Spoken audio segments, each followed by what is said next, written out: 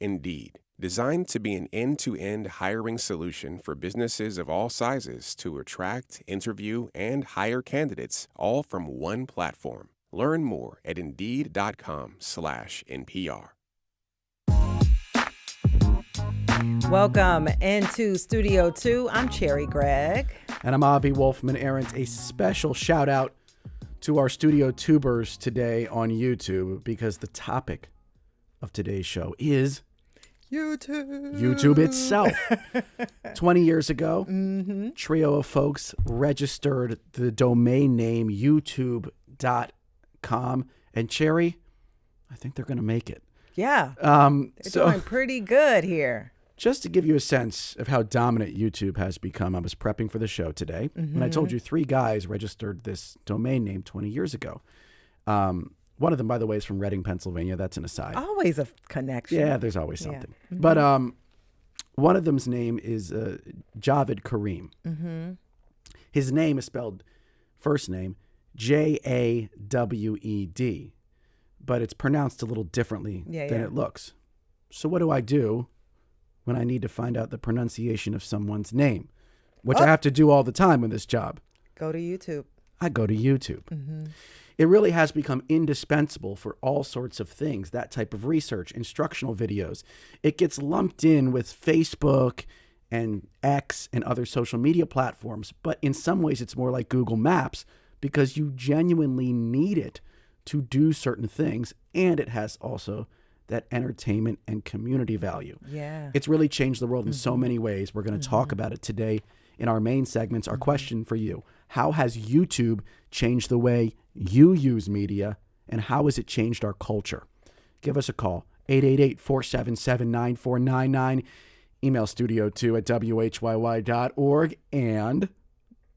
And if you're on YouTube, Yes. make sure you leave your question or comment in the chat. And That's right. This show, I was excited about this show because I use YouTube for so many things, like recipes, product endorsements, right?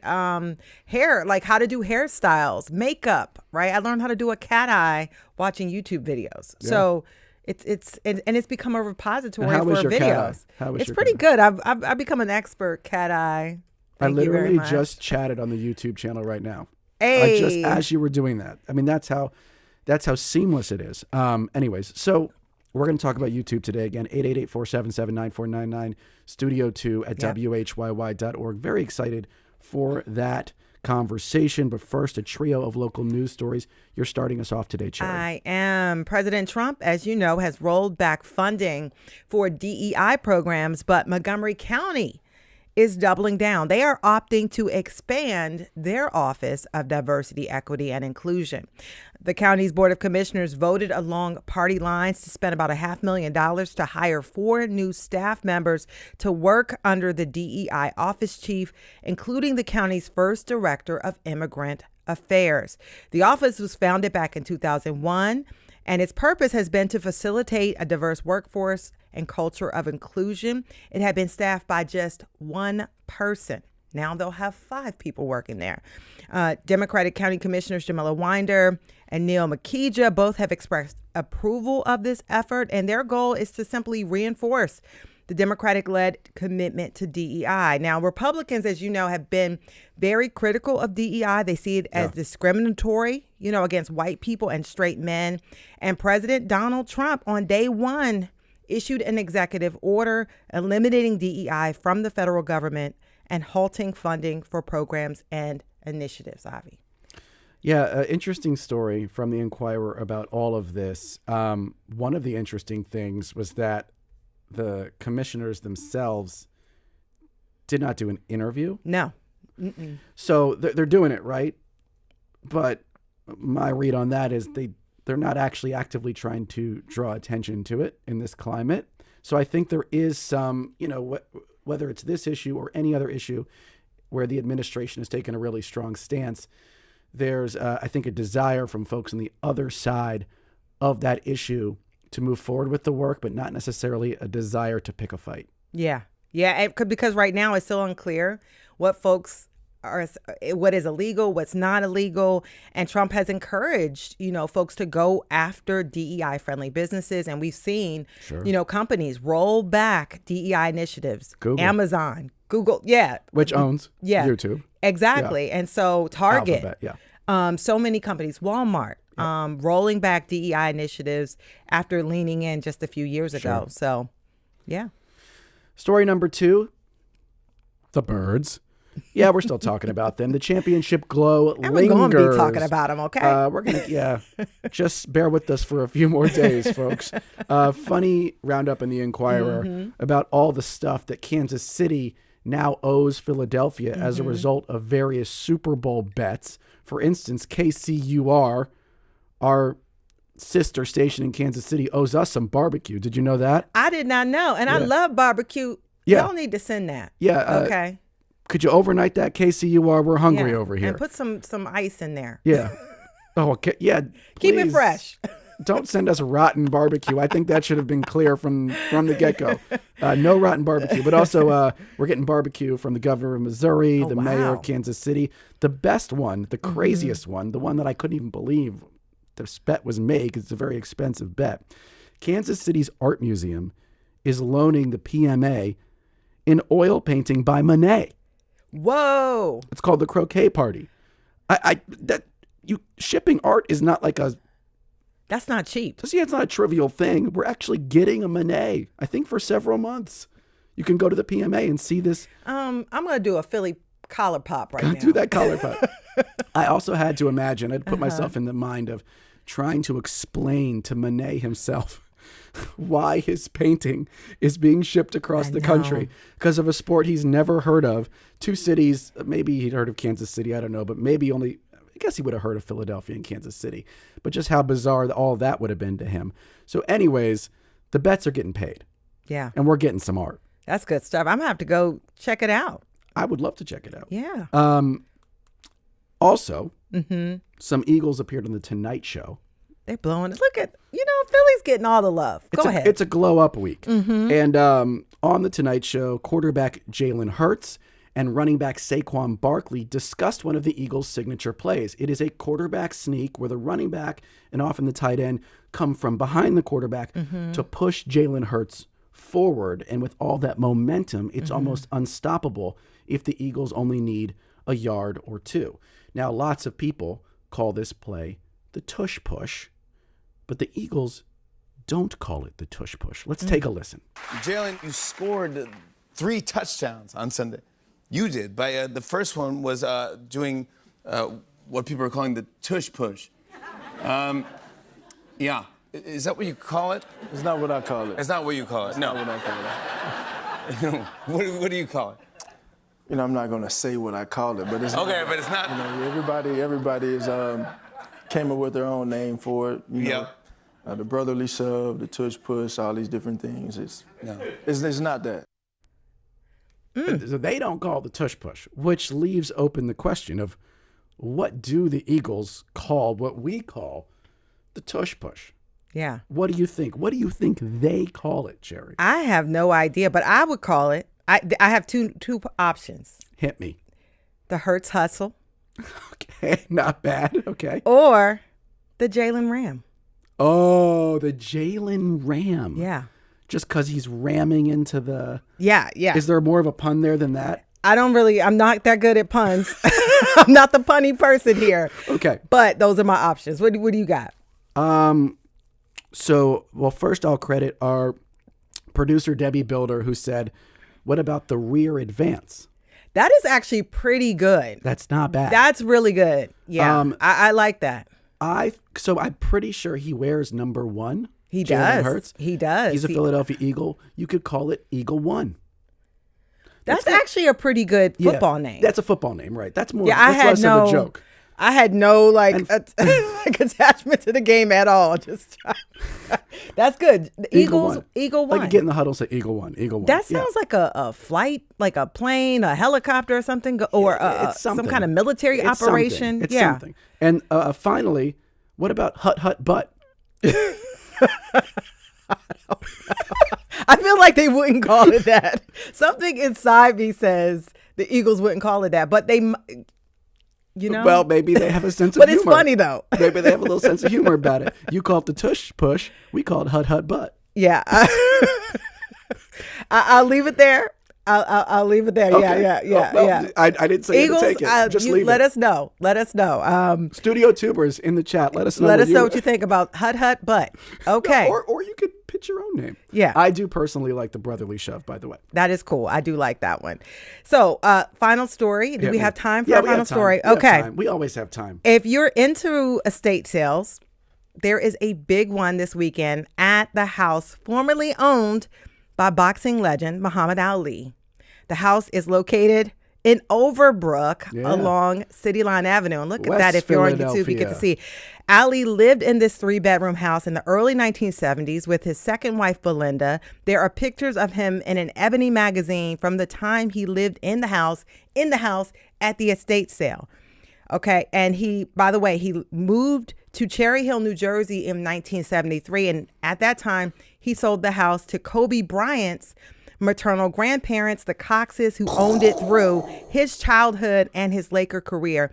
And Kobe's mom, Pamela, put the house on the market after her mom, Mildred Cox, died. And by the way, there's some cool items inside of the house that will be for sale on February 17th. It's such a time capsule. Like, you really have to go. Oh my gosh. The bathroom has that mosaic tile bathtub. There's butterfly wallpaper. It's so cool. There's a YouTube video, by the way. This is so right now on the screen, if you're watching on YouTube, is my favorite one. It's this incredible bar setup where the bar itself is covered in this white leather, and there are these white leather bar stools. And talk about the red carpet. And the carpet underneath is like this red velvet look. I mean, my goodness. It looks like it's straight out of 1973. If I was going to buy anything at the estate sale, it would be those bar stools. My God, do they have swagger. By the way, the house was listed on Redfin for $600,000. Looks like right now there's an offer pending for the house, but there's an outdoor pool, a gazebo area. You mentioned the bar. Such a cool house. I love thrifting and old stuff. So if I was around this weekend, I would totally just go look around, sit in a chair, maybe. Can I give you an idea? Take some pictures for Instagram or something. Can I give you an idea? But it's pretty cool. Yeah. You should become a YouTube content creator, and your first video should be you walking around this estate sale. How good would that do on YouTube? That probably would. That would do numbers. Yeah. Especially spending in one of those bar stools. Yeah. So cool. Also, by the way, I feel like it doesn't get pointed out enough that Muhammad Ali lived in Overbrook and also Cherry Hill, New Jersey. Yeah. He's not really thought of as a Philly area guy, but he did live in the area for quite some time. Anyways, I just brought up YouTube. Yes. That was intentional because we're going to talk about YouTube today. And we're going to talk to a local content creator who has hundreds of thousands of subscribers. We're going to talk to a couple of academics who have chronicled the rise and will tell us about the future of YouTube. And we're getting your comments and your calls. 888-477-9499. Email studio2@whyy.org. Or, yes, leave a comment on the YouTube stream. We'll be right back on Studio 2.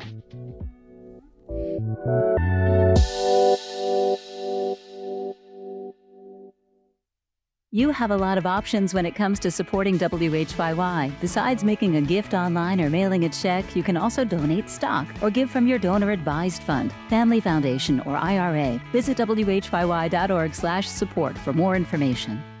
WHYY thanks Sarah West, a real estate agent with Compass Greater Philadelphia, for supporting WHYY's educational programs. Sarah West and Compass serves Philadelphia, the Main Line, and the region. Learn more by contacting sarah.west@compass.com. Supporting WHYY, Delaware's Resident Ensemble Players, the professional theater company in residence at the University of Delaware. Presenting Misery by William Golden and based on the Stephen King novel. This terrifying psychological horror follows the disturbed mind of a former nurse as she holds her favorite author captive, who learns the biggest challenge of his life will be surviving the wrath of his #1 fan. Opening February 13th. For tickets, rep.udel.edu. Welcome back to Studio 2. I'm Cherry Gregg. And I'm Avi Wolfman-Arendt. 20 years ago, February 14th, 2005, 3 former PayPal employees registered a new domain name, youtube.com. A couple months later, they uploaded the first video, and it's just a 19-second clip of founder Javed Karim at the San Diego Zoo. All right, so here we are in front of the elephants. The cool thing about these guys is that they have really, really, really long trunks, and that's cool. And that's pretty much all there is to say. Just like that, from elephant trunks to global domination. Today, YouTube has 2.5 billion monthly users streaming content that ranges from funny cats and makeup tutorials to podcasts like Studio 2. I know. The past 2 decades have brought us several iconic moments, wild challenges, and people sharing a whole lot online. Take a look or listen to these viral videos and clips that represent what YouTube means to its billions of users.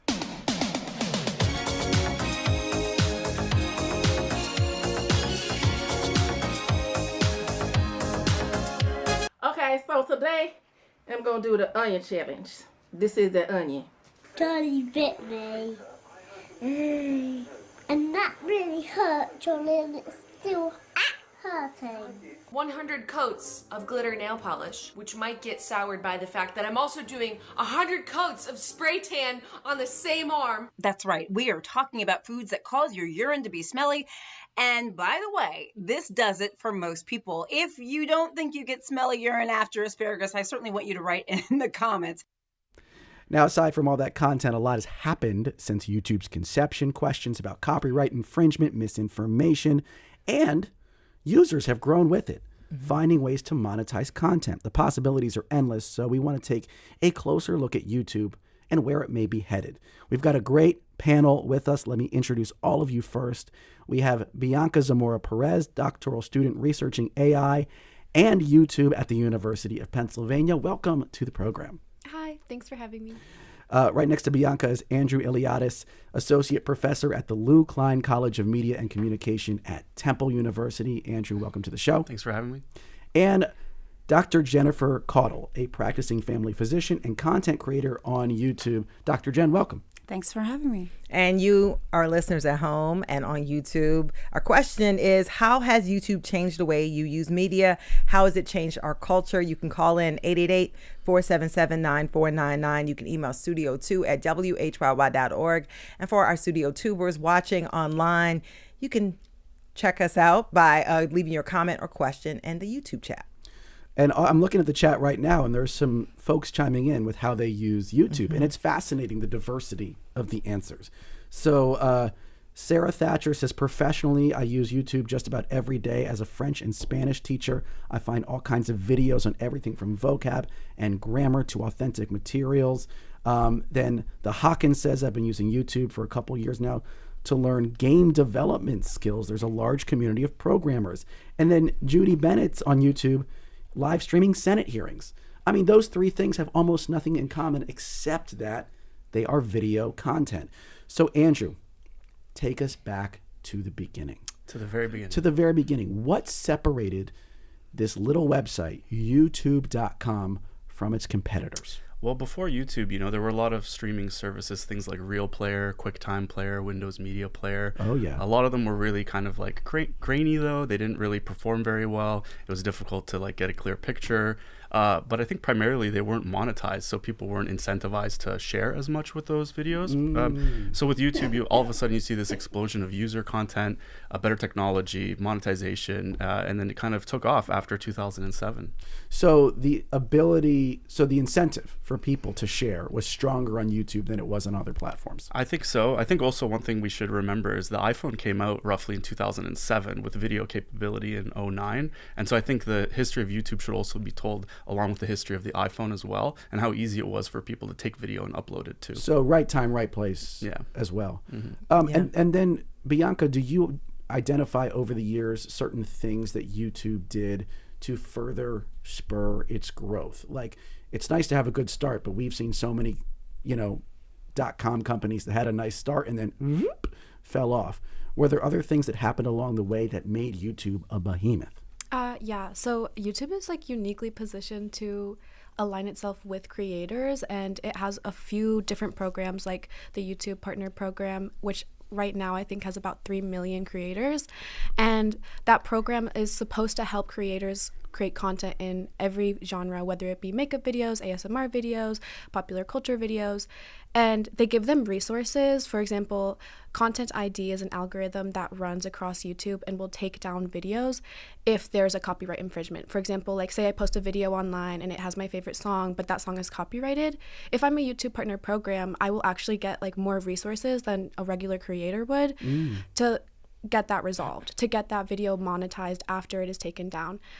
That has caused a little bit of problems though, because that means that some creators are disadvantaged while other creators get more privileges. It's not as egalitarian maybe as it once was. Yeah. No. And I wanted to kind of pop in here and just talk about the fact that YouTube has tried on multiple occasions to sort of create its own content, but has sort of pivoted back to being user-generated content focused. How has that been a game changer for YouTube, or has kept it growing? And you know, I'm Andrew, I think you can probably speak to that. Yeah, well, I mean, probably the big thing is like looking at the data that's being generated from all these users. Like YouTube has really rich metadata about what's working, what's popular, what's making money. And so, you know, a lot of the YouTube videos that were posted were like highly sensational, roughly around 2013 up to 2015. And so YouTube would have been looking at a lot of this data and saying, hey, this stuff works, this doesn't work. And then of course you have Netflix coming up, right? And they have a competitor with that. And so YouTube probably realized that, you know, we have a specific niche in the market, right? And so they might want to focus on user-generated videos rather than competing with somebody like Netflix. Yeah, and I want to bring in a caller before we bring Dr. Jen into this conversation, because we have questions for you as well. We have Maggie, who is a content creator from Baltimore, on the line. Maggie, you're on Studio 2. What's your question or comment? Hi, thank you so much for having me. I just wanted to say that YouTube has very seriously changed my life. I have about 500,000 subscribers on my channel, Refashioned Hippie, and what I'm able to talk about is comparing high fashion, very valuable luxury pieces. What I love to do is compare it to local charities, because I find it ludicrous that people will spend like $43,000 on a skirt. So I love being able to show off organizations like Heifer International and just compare what you could have done with that money. Wow. And I've been able to gather such a wonderful community just being a stay-at-home mom in Maryland. But my community has fully funded 4 GoFundMe so far. We've highlighted some amazing small businesses, and YouTube has given me this platform that I never could have dreamed of. Wow. Thank you, Maggie, content creator from Baltimore, calling into the show. We really appreciate that. And Dr. Jen, you're a content creator, a practicing family physician who has found wild success on YouTube. Just tell us about your journey in getting into content creation and sort of growing your following. You have almost 350,000 subscribers to your channel. Yeah, for YouTube, I do. And it's good to see you, Cherry. Nice to see you too. We go way back. Way back to, I was doing CBS Philly every couple weeks for years. Yeah, so I'm a practicing family physician. I'm an associate professor at Rowan University. And I was doing TV before social media. I know you know this, and that's my journey. I used YouTube as a way to upload the TV segments I was doing, whether it was on the Today Show or whatever, the ones that would allow me to post them. And I really didn't think much about social media other than as a platform to put the TV segments that I was on. What changed for me was the pandemic. You know, I think I had maybe 13,000 Facebook page subscribers going into the pandemic. By the way, people think that you get social media subscribers by being on TV, and you do not. By the way. That TV doesn't bring you social media subscribers. But going into the pandemic, it was the first time I started making my own content. You know, there was all these myths going around. Black people can't get COVID is a myth. So much misinformation. Misinformation, disinformation. Yeah. Can you get packages from Amazon? All sorts of stuff people were wondering about. And I was doing all of this TV, but the myths were outpacing. The misinformation was outpacing the solid information. So I actually just picked up my phone and started making videos as a way to try to answer in real time questions people were asking. So you were like being a doctor, just trying to inform people. Yeah, it really was, you know, besides doing the TV stuff, it was like, wait, I just heard this on the street. Let me tell you all, this XYZ is not true. What happened was some of the segments went viral into the millions on Facebook, and I didn't even understand. I was like, what is happening? You're like, why? Yeah, I mean, I didn't even understand that. So really, it was 2020, even though I came in with Instagram and whatever, I have about 1.7 million across all platforms, but I came in with a very small fraction of that, but my social media following grew really because of content that I started making in response to people's questions, et cetera. So that's really my history into this. And what do you think the biggest lesson as a content creator that you learned in just sort of like figuring out what the people want, what the masses want? Yeah, I definitely think that social media, as Maggie, the caller who just called in, she's obviously doing a lot for good, right? There's a lot of space to do good with social media. And for those who have a message, my fellow panelists, for anyone out there who has a skill, who wants to teach something, who has a message, who wants to change the world, these are platforms that you can really do that with. Of course, there's always two sides to every coin, but I'm focusing on the good, right? Which and that's my message to people out there is that, even if you're like the most niched physician and you deal with one small part, say, of the brain, there's education you can provide to people. There's value you can add to the world. Even if you're a car mechanic and you love dealing with something with a car, there's value added in what you can share. That's what I've learned. And I underestimated. I did not understand that. I do now. Wow. How did you come to understand what works and what tends to hook people on YouTube and allow you to grow that community? Like, because it sounds like initially you were surprised, and then presumably you started to reverse engineer this thing and realize, okay, so then how do I design something that the algorithm and the community wants? Right. So that was the next step, was then how do I maximize this and how do I keep this going? So I do a few things. You mentioned the YouTube Creators Program. I'm in that. I'm also I have a Facebook Partner Manager and other things. So yes, they provide resources and things like that. But we have to remember, and this is not my generation, but YouTube now is a search engine, essentially. Yep. It is where people go to learn how to tie a tie. My generation, we want to read how to tie a tie. Mm-hmm. Yeah. This is a presumption, but I feel like people now want to watch how to tie a tie. And 100%. So when people, right. Yeah. So when people want to learn something, they use YouTube as a search engine. So I had to train my thinking and to think, what are people searching for? Yeah. Because it's a search engine, right? And of course, it's intimately linked with Google. So I use things like Google Trends. I use I look at other videos that are doing well in terms of health topics. And yes, I have this short list of medical topics. I won't go into it, but short list of things I know will always do well because they just do. And I want to play this video, and this is probably one of your most watched videos, and you probably know which one it is. Lord, I gotta play it. I gotta play it, Dr. Jen, because I watched the whole thing. Okay, and take a look. At this video, and take a listen if you're on the radio at this video with Dr. Jen. Go right ahead. If you don't use it, will you lose it?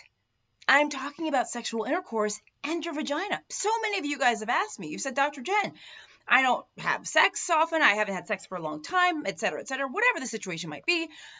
If I don't use my vagina in this way for a long time, could I lose it, you ask? And that's a really great question.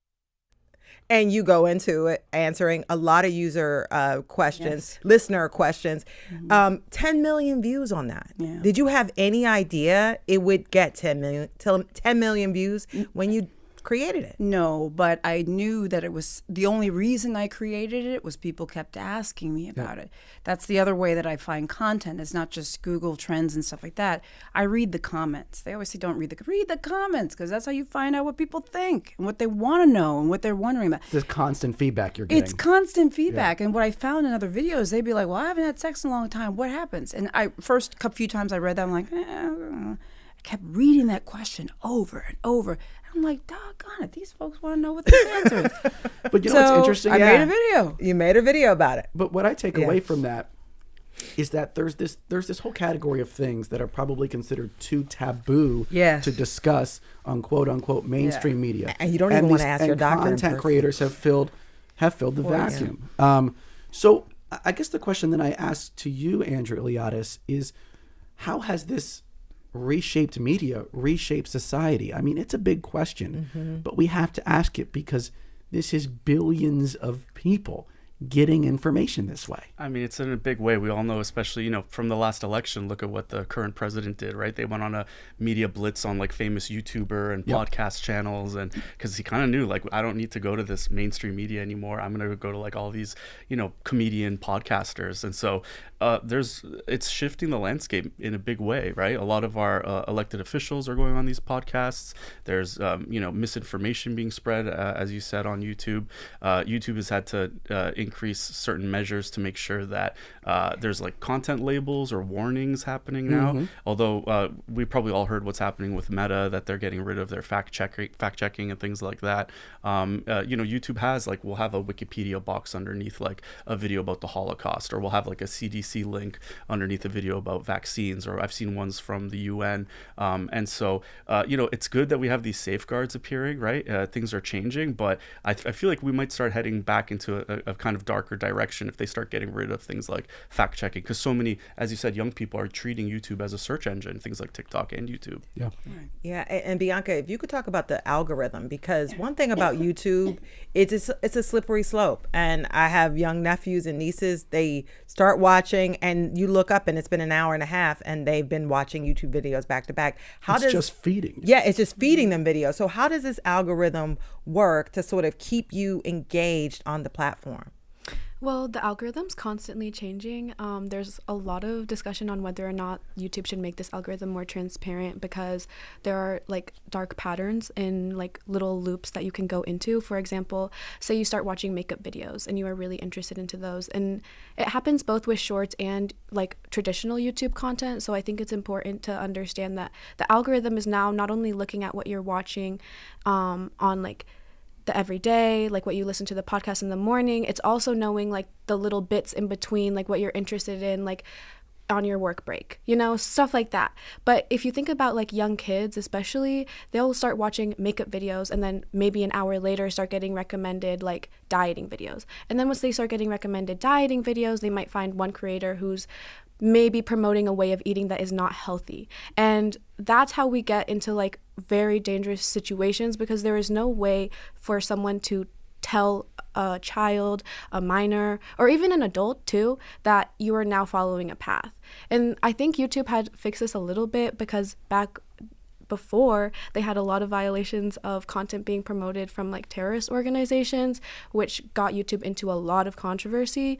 But after that, I think they changed it, and now they promote more happy content. But I still think that those dark patterns are there, because if you think about what's engaging is not necessarily what's the best for people. So if we're thinking has YouTube itself, you mentioned that they made a change around content promoted by terrorist organizations, but I also wonder, in a different categorical way, have they shifted what they want you to see?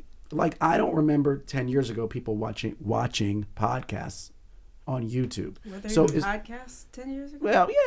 Well, they were starting there, but they've blown up. Yeah, but you're right.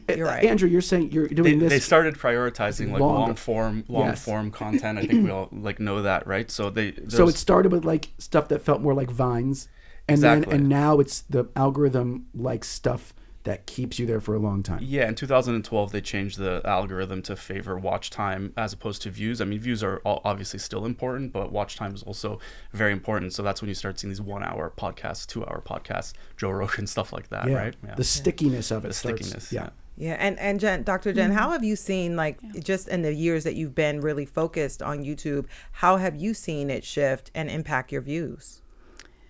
It's hard for me to say, because, even though I've been on YouTube technically since maybe 2012 or 13, again, I wasn't really active until the last 5 years. So how have you seen it shift in the last 5? I'm honestly not sure, right? So my perspective is very limited. I'm in the partner creator program, and I got into that relatively quickly after starting posting.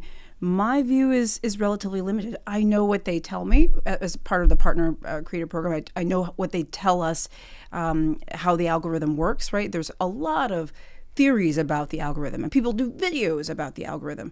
Then YouTube has their statements about actually how the algorithm works. I mean, I'm sort of not answering your question, but this is my answer, is But that's real, though. That's real. You That's don't what know. Bianca's Right. It's talking very about limited. is it's a black box in some ways. You mean the and algorithm? The algorithm. Well, I don't know that I don't know that I feel that way. You don't feel that way. What I feel like is I know what they tell me because they've got videos and they have videos Right. for the public to see, and they talk because it's probably one of the most, people, they think this algorithm is like some black hole. It's like this, what it might be. I don't know.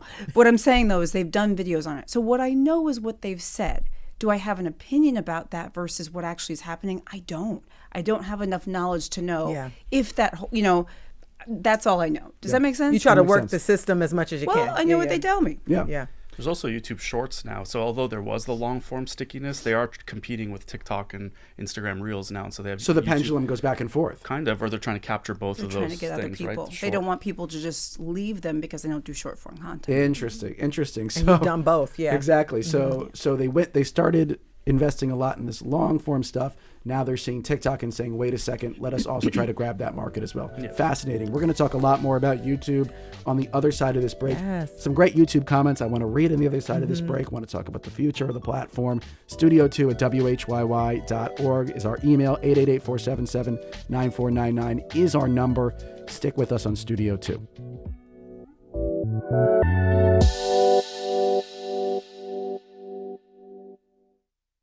One thing that's out for 2025? Feeling overwhelmed by an endless barrage of headlines. Let Morning Edition be your one-stop shop for staying informed about the news of the day. We bring you a mix of national and local stories so you can stay up to date on the new presidential administration and what's happening in your community.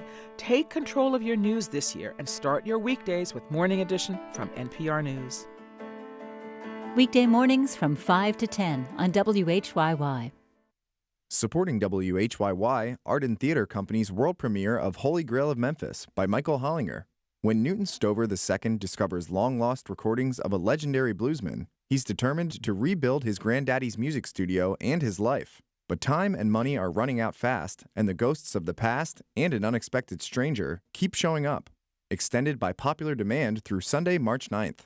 For more information, artandtheater.org. That's artandtheater.org.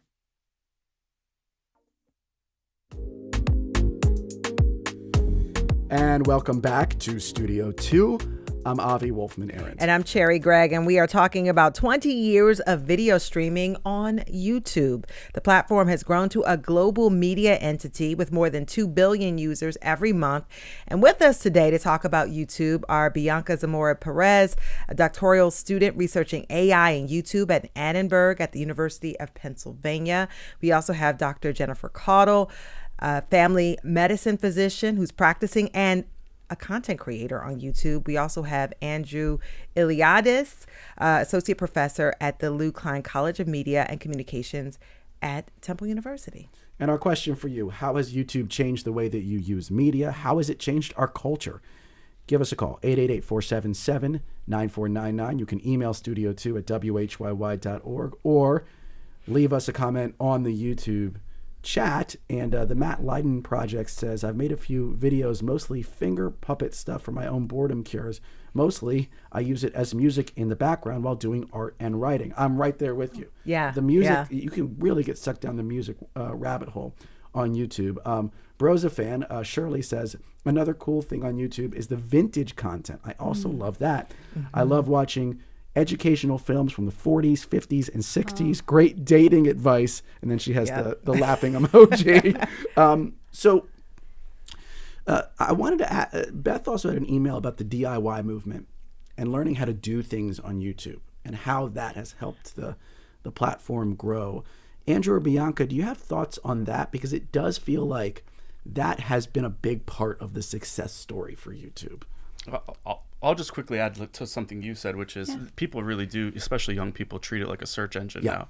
And so anything that has to do with instruction or education, that's one of their main categories that they have. If you look at some of the most highly rated channels, it's like science channels, learning how to do things like that. But yeah. Well, my research actually focuses a little bit more on AI, but that very reason of all of these diverse content, whether it be like tutorials like how to make a craft, or maybe it's how to find the slope of a line, or maybe it's an MIT course because you're in college and you need to learn something. those are a lot of diverse contents that you wouldn't be able to get just from one website, but YouTube has it all compiled in one space. What is really interesting in an age of generative AI is that a lot of Gen AI companies saw this as like essentially a gold mine for training models. But what's really particularly interesting about YouTube is this is all video content. So it's not going to be able, like, how can you make a video be ChatGPT, right? Well, if we go back to 2022 in November when OpenAI released the first iteration of ChatGPT, they were kind of racing after all of the other tech companies found out they made this great model and that everyone loved it. They wanted to make another one, and they wanted to make it better. We now have that model, and it's called ChatGPT 4.0. But when they were making it, they realized they had already consumed all of the data online. That means all of the text data on Reddit, all of the news on The Atlantic. So they needed a new space. Where could they go? They went to YouTube because they had all of this instructional content, not only like educational, but also like how to fix a CV, how to be professional, also how to tell a good joke, how to be a good friend. These are all like how to be healthy. These are different It's like advice on how to be human. Yeah. Which is great if you're a ChatGPT. Yes. But the problem is if it's all video content, OpenAI needed a way to transcribe this. So what did they do? They created an algorithm called Whisper. And the New York Times just released in August 2024 a crazy investigative piece where it traces how OpenAI created Whisper. So to translate or transcribe these YouTube videos into text data, that data was then fed into large language models that created the generation of chatbots that we have today, like ChatGPT 4.0. OpenAI had a luxurious entryway by making this Whisper model to transcribe these videos, and it's essentially just an algorithm, and I'm pretty sure Greg Brockman, which is the president right now, was helping on that project. But So ChatGPT and OpenAI devoured all of YouTube and has used YouTube to train its chatbots, is what you're telling us. Oh, not only OpenAI and ChatGPT, it's also, they created their own algorithm named Whisper to transcribe these videos, but Apple Intelligence also did this. But they had a backdoor because they couldn't actually get all of this content on their own. They didn't have their own algorithm to transcribe this en masse. So what did they do?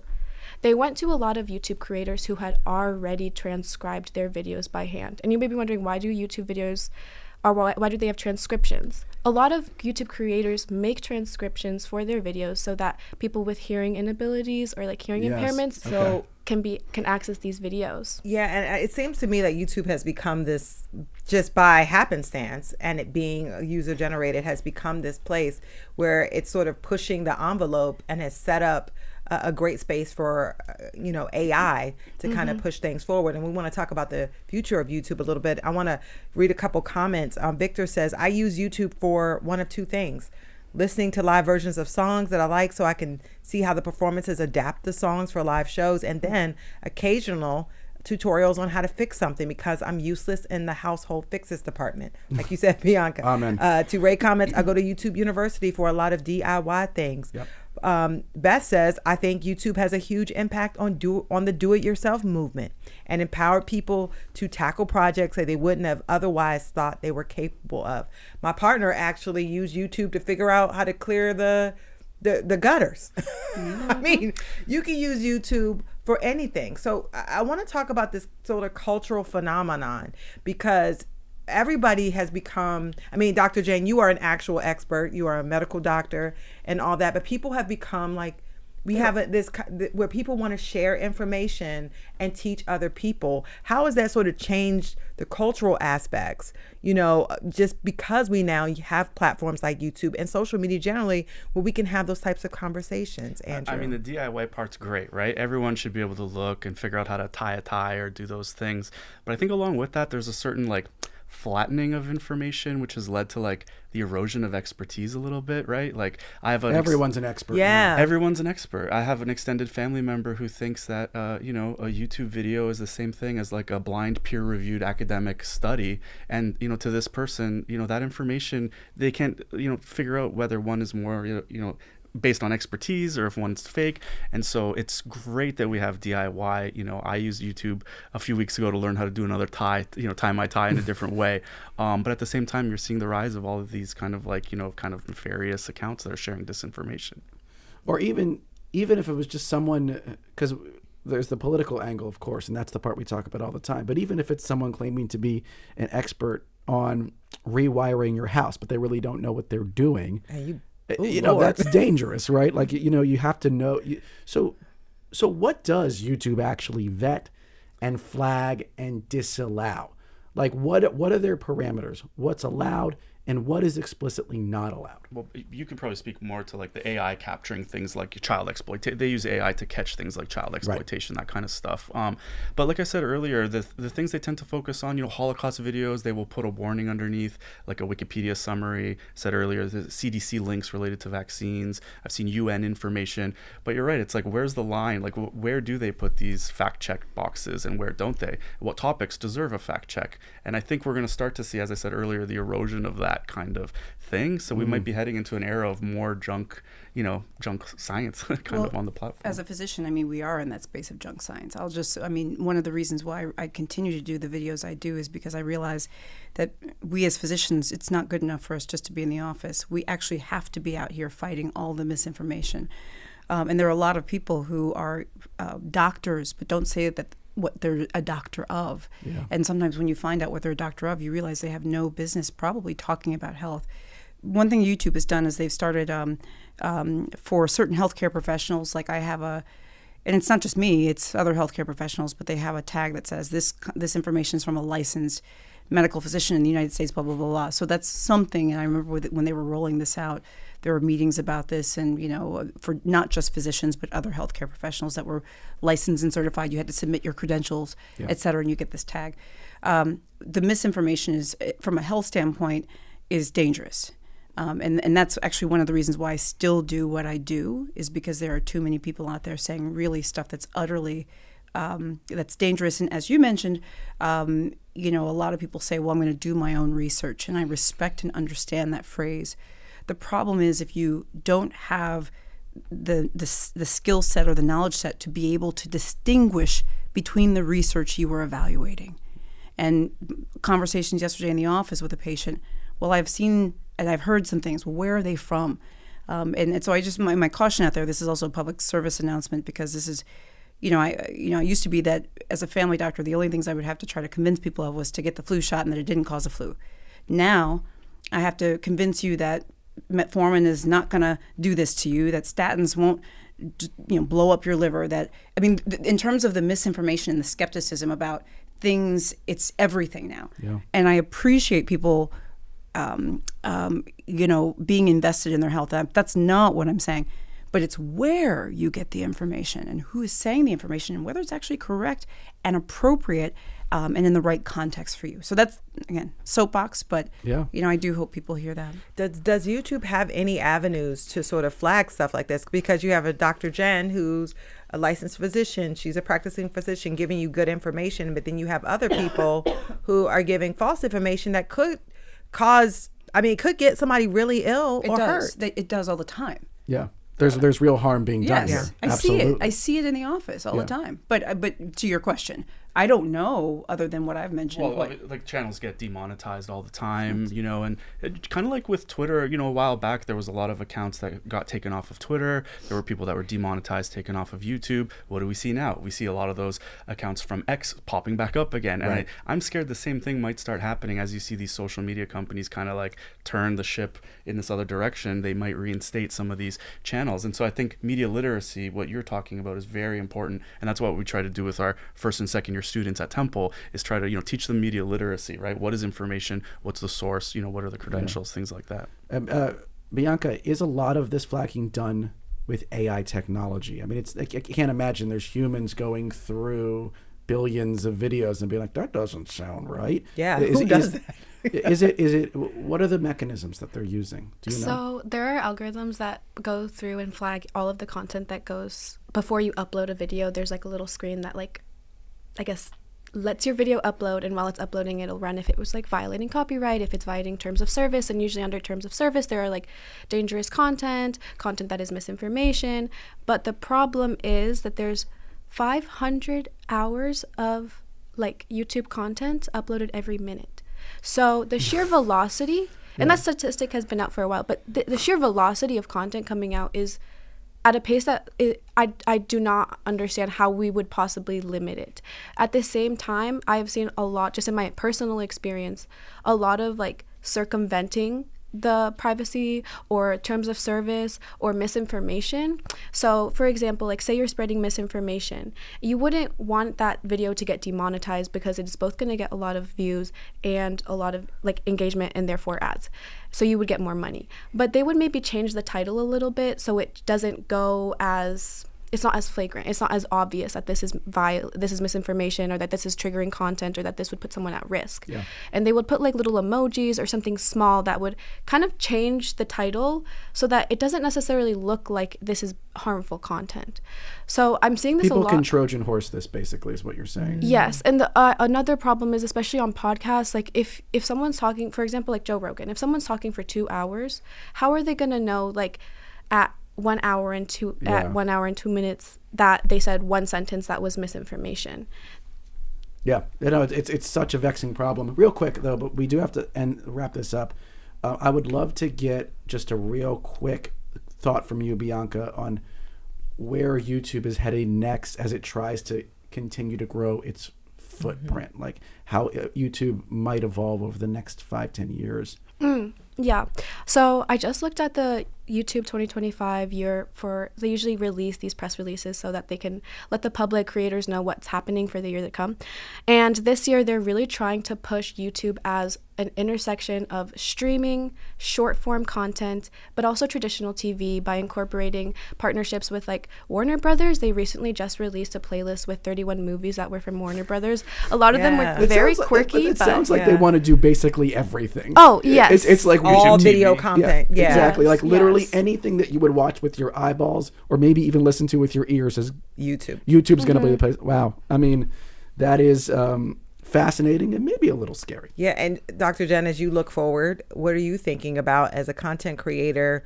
Are you going to try to continue to grow? Like what are your thoughts? Yeah, no, for me, I mean, it's important. It's a mission. It's more than just I do this because I feel it's needed. There's too much misinformation. I see it in the office every day. People telling me stuff they heard or they saw. And so I feel like it's this personal mission to be out there saying what is true and trying to help other people. You've got to be in the arena. I feel like all doctors do. And then the last thing I'll say very quickly is we were talking about like DIY stuff. One thing I noticed over time is that, my videos in the beginning started out being like, well, what is multiple sclerosis? What are the symptoms? Or what is it? Why do sore throats happen? No, people want to know how to fix a sore throat. People want to know how to fix a cough. Some remedies, the DIY. Yeah. So a lot of my content as it's changed and growing, like the video I posted today on Instagram was, the best home remedies for sore throat. And those things do exist and they're evidence-based. But people want to take ownership of their lives and health. I'm a fan of that. So giving people sort of safe, healthy, evidence-based ways to manage their health on the best way they can. Service journalism is really what it is. Health. I love it. So I want to thank all of you. Dr. Jen Caudle, practicing family physician, content creator on YouTube. Thank you so much for your time. Absolutely. Andrew Iliadis, associate professor at the Klein College of Media and Communication at Temple. Thank you so much. Thank you. And Bianca Zamora Perez, doctoral student researching AI and YouTube at Penn. Thank you so much for your time. And on the topic of AI, I do have to say we have an event at Princeton on the 27th all about the future of AI. So we'll maybe even talk about YouTube there. WHYY.org/events to register. Yes, we hope to see you there. And by the way, thank you to our producers, Debbie Builder, Paige Murray Bessler, and Andreas Copes. Mike Schiffler, thanks for being our visual producer. Al Banks and Tina Calicay engineered today's show. Our executive producer is Kevin McCory. From Studio 2 here at WHYY in Philadelphia, I'm Cherry Gregg. And I'm Avi Wolfman-Arendt. And I just teased this. We want to tell you about our next Studio 2 On the Road live event. Thursday, February 27th at 6 p.m. We'll be at the Princeton Public Library talking about how artificial intelligence is changing the world. We'll have 2 Princeton professors on the cutting edge of research and criticism of AI. And we would love it if you joined us for this free public event. Yes, we ask that you register for the event by going to WHYY.org/event. And we'll see you February 27th in Princeton. Coming up next on WHYY, Here and Now. See you on the radio tomorrow.